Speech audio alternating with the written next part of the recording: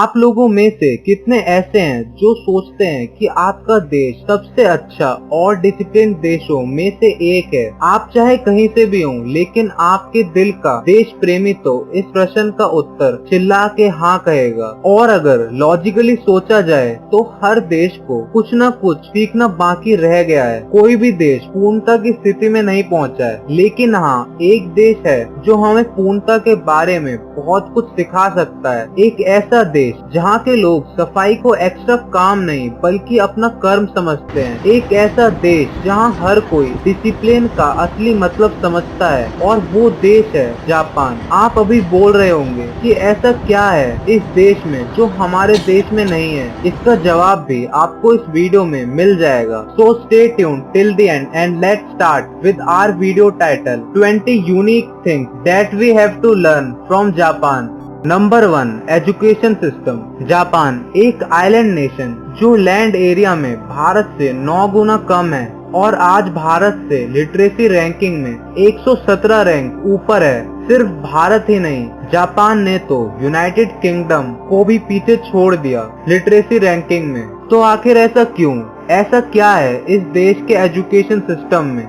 ऐसा इसलिए है क्योंकि जापान में बच्चों को पढ़ाई से पहले शिष्टाचार यानी डिसिप्लिन सिखाया जाता है। पढ़ाई के पहले 3 साल कोई एग्जाम नहीं होता, बल्कि उन 3 सालों में बच्चों को शिष्टाचार और अनुशासन का महत्व समझाया जाता है। जापान में स्कूल की अटेंडेंस ऑलमोस्ट 99% है। सोचिए, हर स्कूल में 99%, और यहाँ हम स्कूल ना जाने के बहाने ढूंढते हैं। Number 2, cleaning. जापान के सफाई कर्मचारी हर सुबह एक बहुत ही बड़े धर्म संकट में आते हैं कि क्या साफ करें। वहाँ की सड़कें और गलियां इतनी साफ होती हैं कि उन कर्मचारियों को छोटी छोटी दरारों में से गंदगी ढूंढ के निकालनी पड़ती है। यहाँ के स्कूल में कोई भी सफाई कर्मचारी नहीं होता, और सफाई का सारा काम बच्चों को ही करना पड़ता है। यह काम उनके लिए अनिवार्य है। अगर हमारे यहाँ ऐसा होता तो यहाँ के माँ बाप तो स्कूल को ही जला देते। Number 3, homeless. यहाँ पर बेघर लोगों की संख्या है बिल्कुल शून्य, 0। जी हाँ, आप यह बात सुनकर चौंक उठे होंगे कि जापान में जहाँ तकरीबन 12 करोड़ लोग रहते हैं, उनमें से बेघर लोगों की संख्या 0.004% यानी 0.004% है। 2017 के एक सर्वे के अनुसार जापान में 5,534 लोग बेघर हैं। हमें इनकी सरकारी पॉलिसी से बहुत कुछ सीखना चाहिए। Number 4, confidence. जापान में हर साल 2000 से भी ज्यादा भूकंप आते हैं, और हर 5 मिनट में लोगों को कहीं ना कहीं भूकंप का झटका लगता ही रहता है। करोड़ों का नुकसान हर साल, और उसके साथ लाखों की जानें जाती हैं। पर इसके बावजूद भी यहाँ लोगों में दृढ़ता बनी रहती है, फिर से अपने पैरों पर खड़े होते हैं। यहाँ के बौद्ध यानी बुद्धिज्म विश्वास के अनुसार जिंदगी हमेशा चलती ही रहनी चाहिए, नो मैटर कुछ भी हो जाए। यह बात काफी रिस्पेक्टफुल है कि एक देश जो कि इतने कठिन समस्याओं से गुजरता है, हर साल अपने पैरों पर फिर से खड़े होने की क्षमता भी रख पाता है, और इस चीज से हम सबको प्रेरणा लेनी चाहिए। Number 5, power of youth. Japan की युवा शक्ति कई देशों में से कई गुना ज्यादा है, और यह बात फिर से उनके एजुकेशन सिस्टम के साथ लिंक की जा सकती है। यहाँ के बच्चे कॉलेज से निकलते ही लीडरशिप के गुण के साथ दुनिया जीतने लग जाते हैं। Number 6, politeness and modesty. जी हाँ, यह भी एक जापानीज से सीखने वाली बात है। वहाँ पर हर कोई अपने सामने वाले व्यक्ति के साथ आदर और सम्मान से बात करता है। वहाँ सबको अभिवादन के साथ बुलाया जाता है, जैसे सैम, चैम्प, etc। वहाँ पब्लिक एडिकेट का भी बहुत ध्यान रखा जाता है। ट्रेन में फोन पे बात करते पाए गए तो फाइन भरना पड़ता है, चाहे वो कितना भी जरूरी कॉल क्यों ना हो। Number 7, honesty is a best policy. यह लाइन हमने कितनी बार सुनी है, पर इस मुहावरे का असली अर्थ जापानीज से ही हमें सीखना चाहिए। वहाँ हर कोई अपने से पहले दूसरे आदमी का सोचता है, और इसी सोच के साथ आती है ईमानदारी। चाहे वो रोड पे गिरा सिक्का ही क्यों ना हो, वहाँ का हर व्यक्ति पहले उसे पुलिस स्टेशन में जमा कराता है और उसके ओनर को ढूंढने की कोशिश भी करता है। Number 8, sense of time. Japan में एक मुहावरा है, being 10 minute early is early, being 5 minute early is being on time and being on time means you are late. इसी बात से हमें पता चलता है कि वहाँ के लोग समय को कितना मानते हैं। वहाँ हर कोई समय की कदर और इज्जत करता है। अब आप खुद ही समझ गए होंगे कि क्यों जापान पूरे वर्ल्ड में सबसे विकसित और इवॉल्व्ड देशों में से एक है। यह चीज हमारे देशवासियों को भी शायद कोई सिखा सके।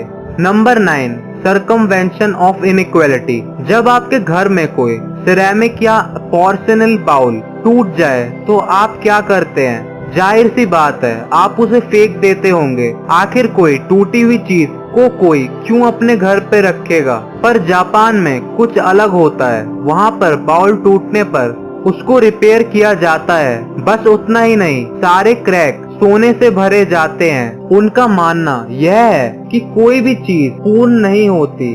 अगर एक चीज टूट जाए तो उसे रिपेयर किया जा सकता है, चाहे वो कुछ भी हो। वही टूटना उसे अलग ही चमक और वैल्यू देता है। यह चीज तो सभी को सीखनी चाहिए।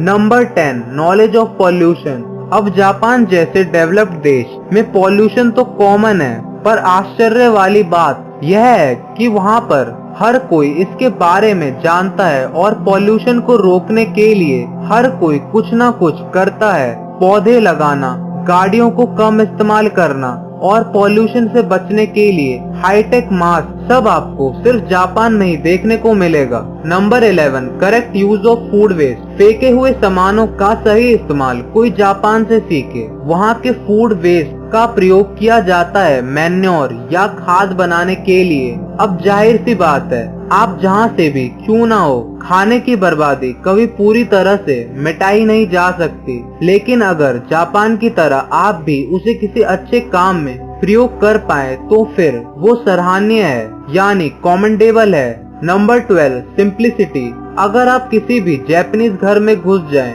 आपको सिर्फ गिनी चुने फर्नीचर और उससे भी ज्यादा कम सजावट के सामान देखने को मिलेंगे। यह इसलिए कि वहाँ पर हर कोई सरलता को ही सौंदर्य मानता है और वहाँ हर कोई जानता है कि भौतिकवादी यानी मेटेरियलिस्टिक चीजें अस्थायी होती हैं और इन चीजों से सुख नहीं मिलता। इसका एक फायदा यह भी होता है कि जब भूकंप और सुनामी से घर बर्बाद हो जाए तब उसे फिर से बनाने पर ज्यादा खर्च ना आए। अब ये हुई ना समझदारी वाली बात। Number 13, high and customer service. Japan की टेक्नोलॉजी सिर्फ एडवांस ही नहीं बल्कि बहुत ही ज्यादा कंज्यूमर फ्रेंडली भी है। वहाँ आप किसी भी दुकान में घुस जाएं तो आपको भगवान की तरह ट्रीट किया जाएगा। वहाँ के दुकानदार लिटरली आपके चरणों में बैठ जाएंगे। अब यह हुई ना बात। Number 14, acceptance of nature. Japanese संस्कृति की विशेषताओं में से एक है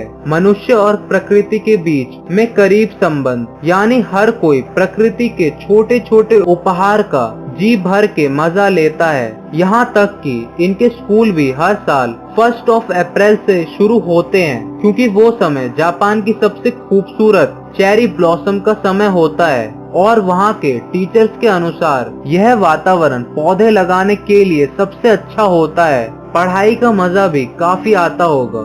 number 15, readiness. Japan disaster management में विश्व नेता है। यह ऐसा क्यों है? यह इसलिए है क्योंकि वहाँ के लोग हमेशा हर दुर्घटना के साथ लड़ने के लिए तैयार रहते हैं। जब कोई देश हर दूसरे दिन तबाह होने की कगार पर रहता है, उसको तैयार रहना ही पड़ता है। वह मान गए, जापान आपको मान गए। Number 16, adhere to the rules. नियमों का पालन और आदर करना यहाँ के बच्चों को स्कूल के पहले 3 सालों में अच्छे से सिखाया जाता है और यह गुण वो बच्चे बूढ़े होने तक याद रखते हैं और नियमों का पालन करते हैं। यहाँ अगर सीढ़ियों के 2 हिस्से होते हैं और एक जाने के लिए और एक आने के लिए, तो लोग उनके काम के अनुसार उन 2 हिस्सों का प्रयोग करते हैं, चाहे सीढ़ियों के नीचे उन्हें वेट ही क्यों न करना पड़े। यह सीखने वाली बात है। Number 17, have fun with work. Japan का कॉर्पोरेट वर्कर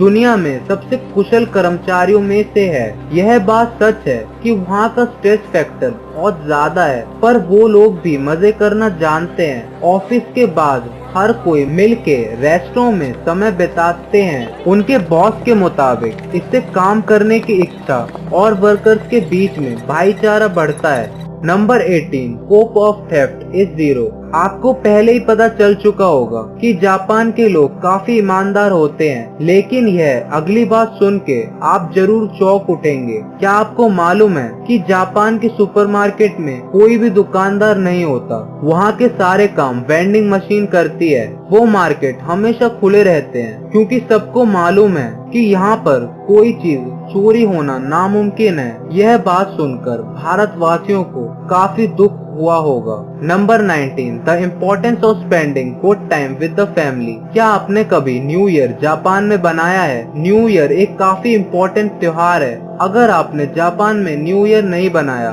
तो मैं आपको बताता हूँ, आपको सड़कों पे कोई भी लोग दिखाई नहीं देंगे। क्या आपको पता है क्यों? क्योंकि सारे लोग न्यू ईयर अपने परिवार के साथ बनाते हैं। वहाँ सब समझते हैं परिवार एक व्यक्ति के जीवन का सबसे खूबसूरत भाग है।